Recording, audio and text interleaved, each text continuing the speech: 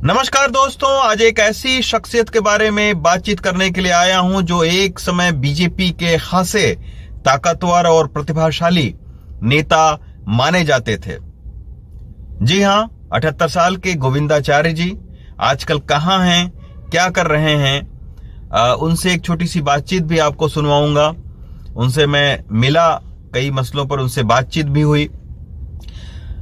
तो गोविंदाचार्य जी जो है वो 2000 तक बीजेपी में काफी सक्रिय रहे, संगठन मंत्री रहे, फिर महासचिव रहे और उनको काफी बड़ी बड़ी जिम्मेदारियां मिलती रहीं। लेकिन ब्रिटिश हाई कमीशन के कुछ लोगों से बातचीत करने के दौरान गोविंदाचार्य जी पर ये आरोप लगे कि उन्होंने अटल बिहारी वाजपेयी को, जो उस वक्त शीर्ष नेता थे बीजेपी के, उन्होंने बीजेपी का मखौटा बोल दिया था। और इस एक बयान पर गोविंदाचार्य को पार्टी से धीरे धीरे दरकिनार कर दिया गया। हालांकि गोविंदाचार्य का ये कहना है कि उन्होंने पार्टी का फेस बताया था अटल बिहारी वाजपेयी को, लेकिन उसको गलत समझा गया और भानु प्रताप शुक्ला जी ने अपने आर्टिकल में मखौटा लिख दिया। उसके बाद में दूसरे अखबारों ने भी खबरें छापी कि गोविंदाचार्य ने अटल बिहारी वाजपेयी को बीजेपी का मखौटा बताया है। हालांकि अटल बिहारी वाजपेयी ने तलब भी किया गोविंदाचार्य को और उनसे पूछा कि क्या आपने ऐसा कहा था। गोविंदाचार्य जी ने कहा, नहीं, मैंने ऐसा नहीं कहा था, मैंने बातचीत के दौरान फेस बोला था, लेकिन मखौटा उसको समझ लिया गया। हालांकि गोविंदाचार्य का यह कहना है कि मेरी सफाई से अटल बिहारी वाजपेयी संतुष्ट हो गए थे और उनके अटल बिहारी वाजपेयी से कभी संबंध खराब नहीं थे। लेकिन 2000 में गोविंदाचार्य जी ने सक्रिय राजनीति से संन्यास ले लिया और वो लंबे अध्ययन अवकाश पर चले गए। तकरीबन उस वाकये को 20 साल हो चुके हैं।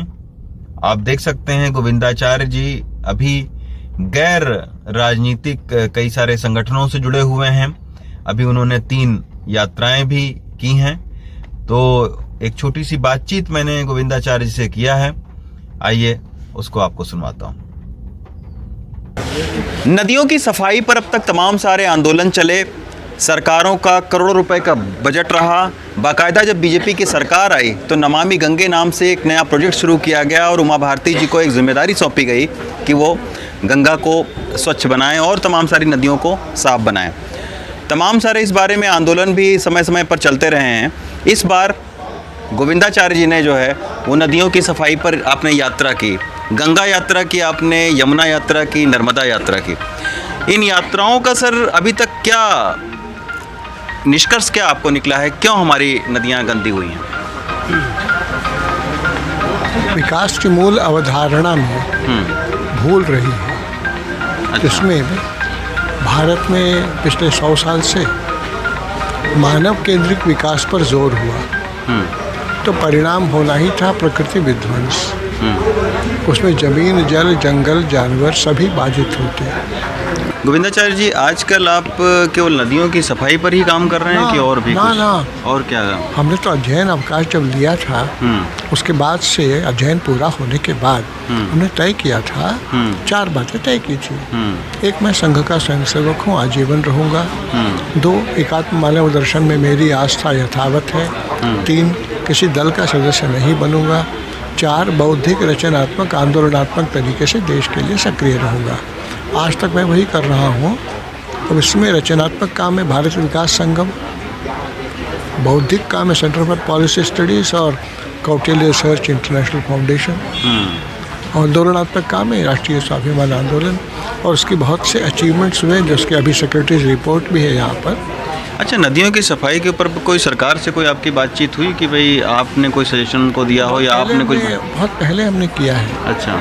इस बीच और काम भी थे और बाकी लोग लगे भी थे। हाँ, गुरुदास अग्रवाल जी का सहयोग हमने हमेशा से किया था। अभी भी मेरे मन में टीस है, वैसे महापुरुष को ज़िंदगी से हाथ धोना पड़ा कि हम सब के लिए इंट्रोस्पेक्शन का विषय होना चाहिए।